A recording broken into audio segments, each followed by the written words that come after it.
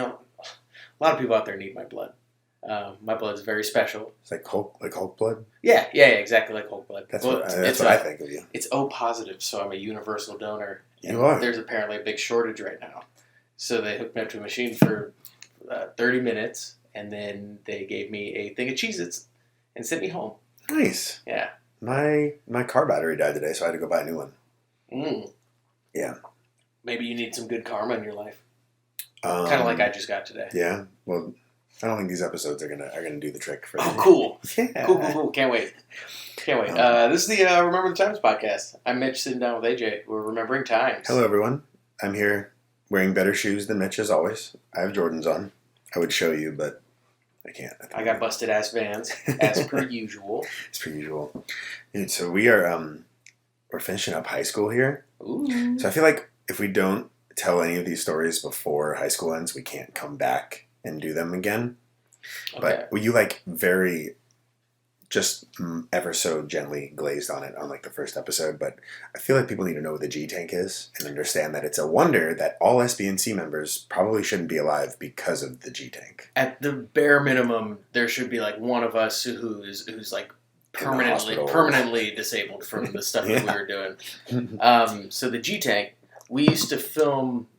We Jackass videos. Yeah, they were Jackass videos, but we started doing them before Jackass was a thing. It was based off of CKY, which became Jackass, but it was, we'd go out and we'd throw ourselves into terrible situations and harass people on the streets, and we would throw our bodies off of things and just get hurt. Stuff that you can only do when you're a 15-year-old your body can idiot. bounce back. Yeah, your body's fine the next day. Ours was called High on Life. Yes. Yeah. As High on Life, we had hours of footage, and it's all kind of lost to the ether, which I think in some ways is good, because if it was on YouTube right now, none of us would have jobs.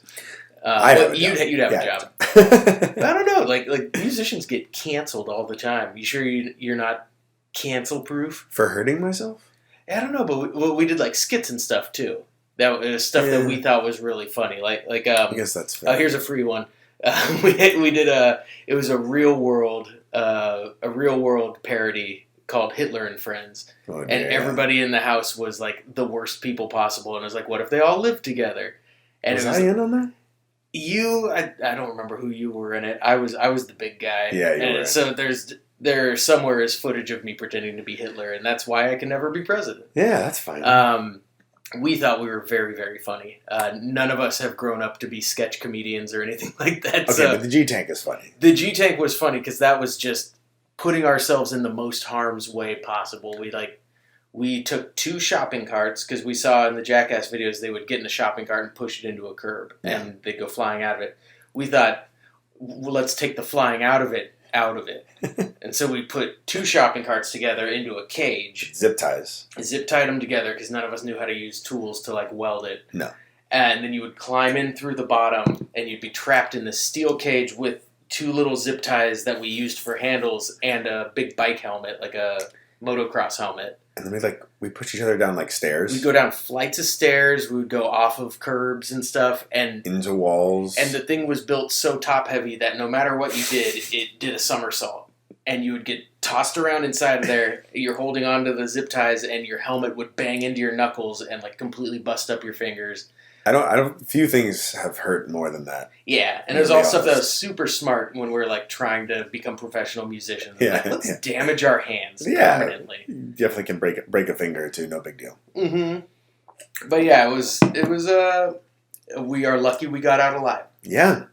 Anyway, so that was freshman year, and now we're gonna fast forward to the end of 2004. We're in our senior year of high school. We just went through all of September, and now we actually had 8 shows in October. 8 shows? Yeah. Is that the most we had? As far as for not being on tour? Up until now, I feel like we were lucky to get 8 shows a year. Yeah. I think that's a lot. Yeah, it was a busy month. For 1 month and all basically in LA or the South Bay. Nice. But Good for us. The first one is attempt number 4 at the hometown fair. If you guys remember last month, we made it. We made it in, and so did Original Allura and our buddies Third Party. And so here we go. We're all competing against each other. Chris has 2 chances to win here. Their set went over great. I remember that, they played their... Well, I think they actually had a couple of originals, but I know they played Dig Up Her Bones again. Crowd loved that one by the Misfits. We played 2 originals and a cover. We played our new song, Still Locked Away, our new song, The Night God Died, and we learned, which I don't think we ever played again, but we learned Like the Angel by Rise Against. Oh. Yeah, I don't know if you remember doing that. This wasn't the year where we played God Called In Sick Today, was it? That would have been the year before we talked about that, yeah. I think The Night God Died was kind of our God Called In Sick Today-ish. Yeah. I'm pretty sure it was like a direct response to it. A 7-fold version of it, almost. Yeah. But we won. Fucking right, we won. 4 times. 4th time was the charm. First time, we didn't get in, and it was 9/11, so that was weird. We went over this before. Second year, Chris had a broken hand, but we made it in, did not win. Third year, Chris had a concussion for the tryouts, but they let us in anyways. We didn't win again, and now here we are, seniors, and we won. Do you think any part of it was like a pity win? Where they're like, these guys are going to keep coming back until we let them win? I definitely think we got better, but I think we got a great crowd response, and I think, or maybe we just won one of the judges over, but one of the judges, they wrote comments down, and one judge, his only thing was just AFI with a question mark. AFI? Which I definitely, the 2 original songs we played, I had written and were, heavily. Look at them. That too, yeah. I mean, I didn't look like that at the time, but... you weren't allowed to yet. Yeah, I wasn't allowed. I think I had my nails painted at this point, but other than that, we won $500. That's right. Which we decided to record new music, which we will delve into next episode. Yeah? Yeah. Yeah. So we won $500, and then, okay, so this is in my list of all-time shows. I count this as 2. You can debate me if you want, but they invited us, after they announced that we won, they asked us to come back up and play again. Oh, yeah. Encore set. So I misunderstood you. I thought you were going to say, in all of your shows, in all of your career, this is like the second best one you've ever played. Yeah, this was the big moment. Jumptown Fair 2004. Well, if that's not an Al Bundy moment, what is it? No, yeah, no. I remember they're like, come back up, and we were not prepared for that. We weren't, but we didn't play the same set. We played all different songs. Yeah, we had more than 4 songs at that point. 3 hours later, so if you ask me, that's 2 sets. Yeah, so, sure. Yeah. Give me my 2 songs, my 2 shows. Yeah. Yeah. So that's how we started off October 2004. Third show of the month, we played a house party in Silver Lake, California. Do you remember this at all? No. So I wanted to say yes because we would later go up to Silver Lake, but that was people we hadn't met yet. Yeah, no. So Sean was in a German exchange study program. I remember that. He went and stayed at someone's house and studied in Germany for a while, and then a girl came and stayed with them and studied here. Okay. A lot of people did that at his school, and he actually sent me a picture of him with all the students. Oh, nice. Smiling, yeah. So I'll post that on our socials. But yeah, without their permission. So another one of his friends, that was enrolled in the program, also had a band. I think it was called Blind Shot or something. But so they wanted to host a show for everybody in the program. So we went up and played, and they played. Other than that, nothing special about it. I do remember the other band covered Santeria, and I was watching them, Santeria by Sublime, and I was watching them, and the guitar player, instead of playing the solo in its normal position, played it underneath a chorus while the guy was singing. And I was like, there's 2 ways you can do a cover. You can just do a straight cover, or you can make it your own, like Marilyn Manson does all the time.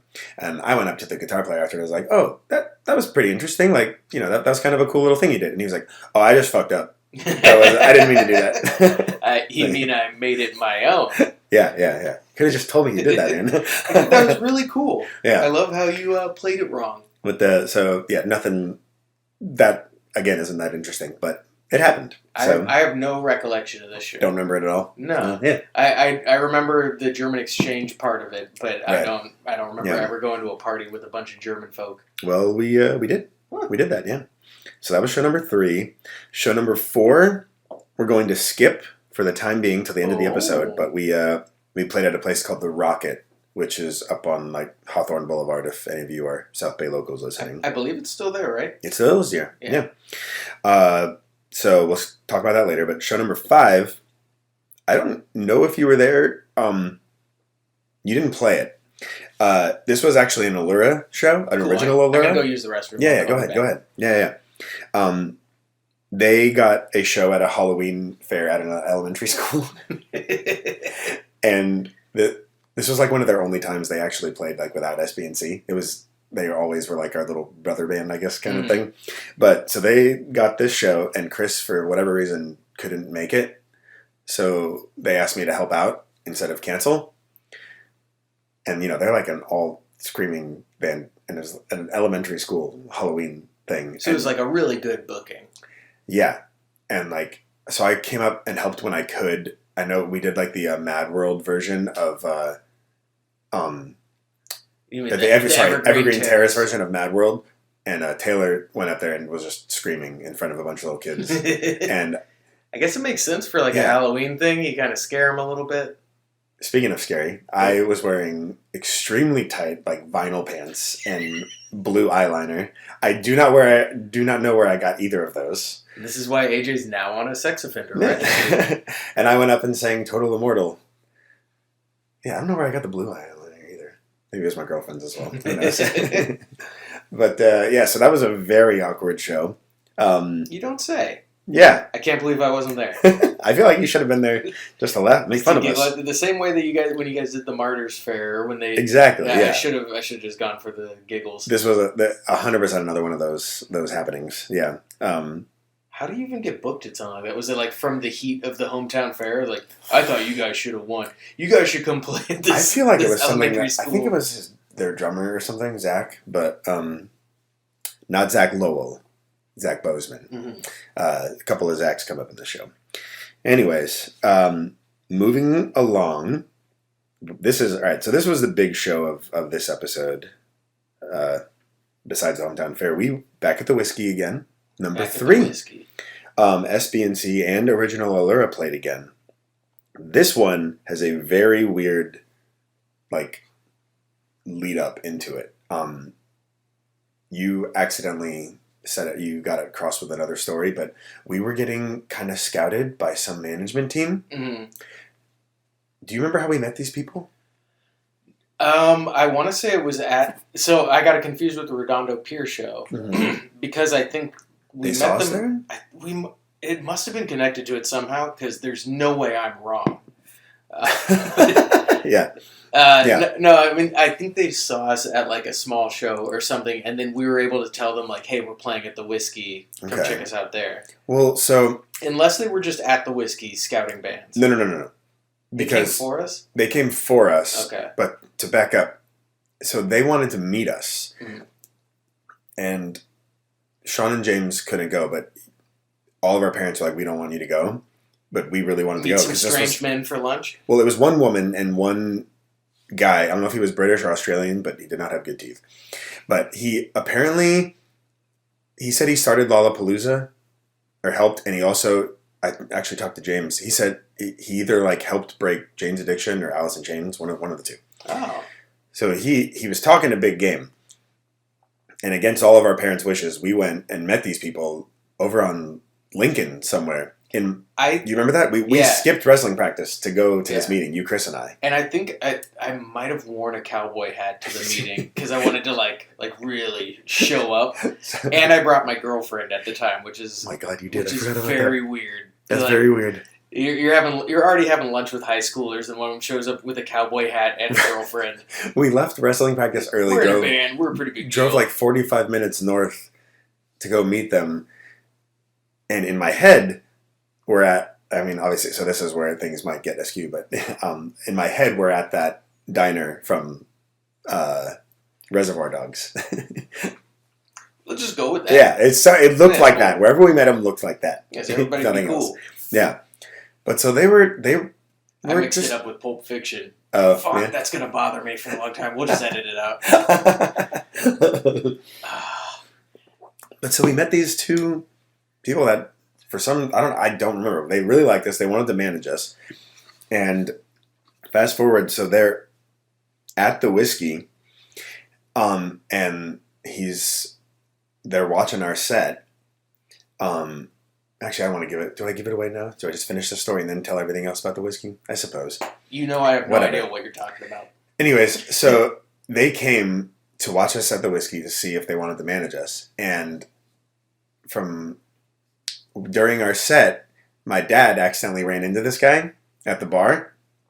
And my dad was like, "Oh, who are you here for?" He said, in his British accent or whatever, he's like, "Oh, I managed the band," or whatever. Oh, yes, I do remember that. And my dad was like, "Oh, I'm their dad." Yeah. They didn't tell me they have a manager. And he just like completely fumbled, and I think he left. And he just like, yeah. So I guess he fucked up. I don't know. We never talked to him again. Did your dad save us from getting molested? Maybe. Yeah. Might have. I don't know, but there was a girl there too. I'm interested in managing the band. Oh, I managed the band. You catch my meaning. So nothing happened. We literally never talked to him again after that. But that was odd. So this was also on a weekday. Yeah. And Zach, the drummer of Allura, couldn't make it. So I played drums for their sound check. We played Dig Up Your Bones, and I played the drums. And to make it even better that it was during a school day, John, the bass player of Allura, and I had the same English teacher. And our English teacher came to the show, and John skipped school that day. I remember, like, Mr. Thompson, feeling better, I see? Hello, Mr. Thompson. Yeah, got better. Yeah. I remember that made me respect that teacher a lot more. Yeah, We just kind of like casually mentioned to him that we were playing at the Whiskey, and he just drives up to Hollywood by himself on a weeknight. Super cool. Yeah. Hangs out. I think I remember him having a couple beers because he had like a little wobble when he walked away. And we were like, man, he's so cool. Yeah. That was really nice. For it being a weekday and we're being 17, it was a great turnout. Yeah. I don't really remember. I was wearing a Misfits shirt and brown Dickies. I remember that. I don't remember what you were wearing. I just remember the John thing and the weird manager. And I think we went and got pizza afterwards. I think that was the beginning of our pizza. Every time we played in Hollywood from then on, we went to that one pizza joint up the street from. That's like semi-famous, but I can't remember. Yeah, I think it actually closed finally after all these years. Pandemic closed. Yeah. Well, maybe Anyways, what are you gonna do? So that was weird. And then the very next night, we played a birthday party back home at the legendary, now defunct Susie's Bar and Grill in Hermosa Beach. Mm-hmm. We played a birthday party. Mitch, what are we calling this kid? Oh shit! You even gave me a heads up. I gave you a heads up, which I never do. Make a nickname for this. I'm going to call him Spears Crumb. Spears Crumb, great. So it was a kid in Chris's class, so we got to do it. I don't really remember much about the show. I mean, it was packed because it was a birthday party. I remember feeling like kind of cool that we were playing back-to-back nights. No big deal. We hadn't toured yet, but it's pretty cool. Like we'll play Susie's tonight, but like just so you guys know, last night we were at the Whisky-A-Go-Go of Hollywood fame. We were getting scouted. Maybe you've heard of it. All they did was they asked us to sell 75 tickets at $25 each. So it's not really an interesting show, but a wonderfully interesting backstory. What was his name again? Spears Crumb. So Sean beat him up earlier, a few years earlier. What? Yeah. Sean beat up a person? I know, right?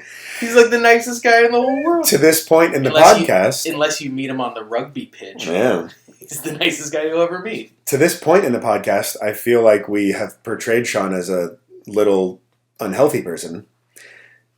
Which rings true. You don't think of him as a fighter. No.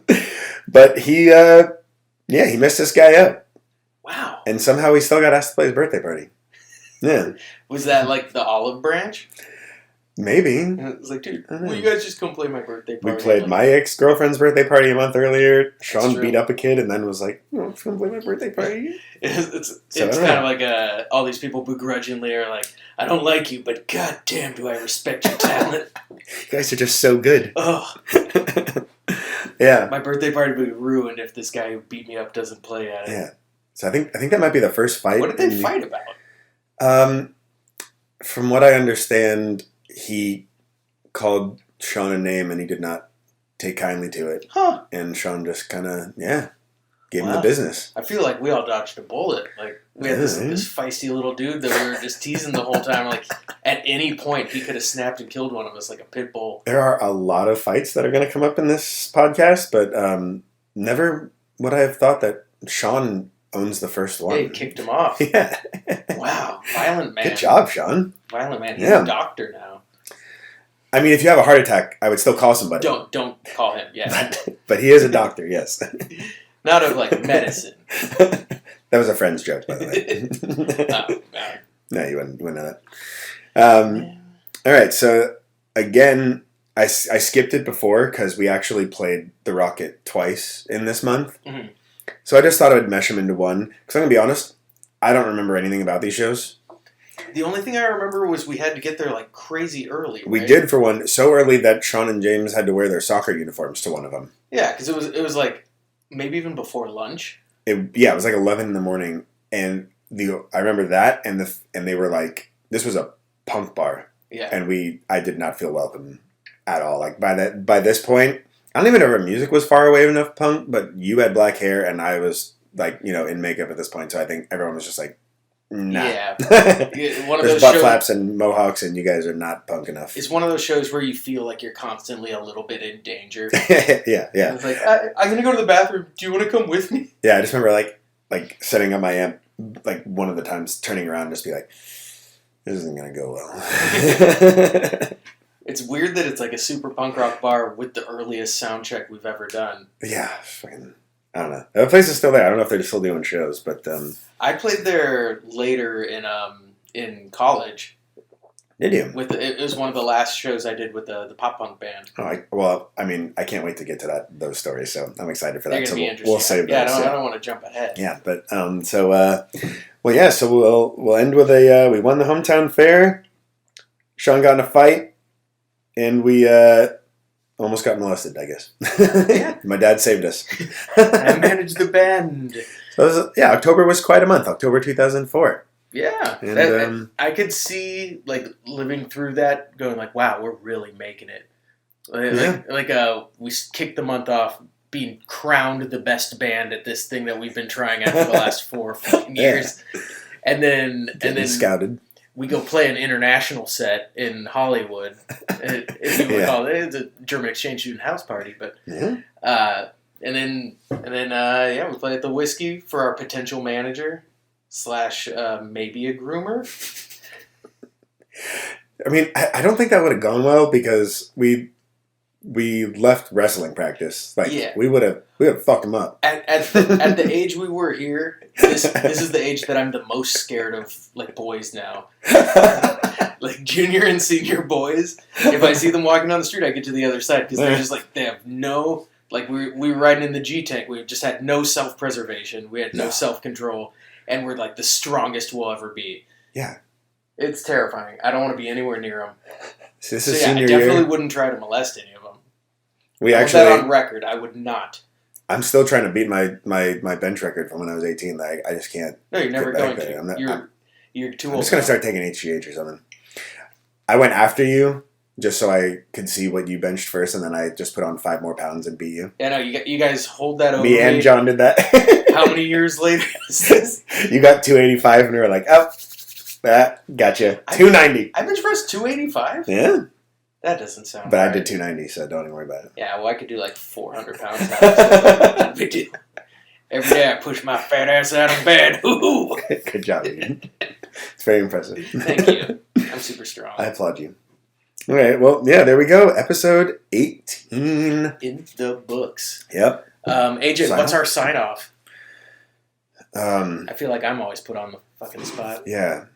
I mean, it should be something about maybe safety, like a dare thing maybe this time, since we're keeping ourselves safe. Sure. What do we got? Dare to not get in the van of somebody who says they're going to manage you, but they're really just trying to manage your genitals. We got in your van instead. Yeah. Yeah. That's on you guys. White Lightning. It was a cool van. Yeah, it wasn't bad. All right. Bye, everyone.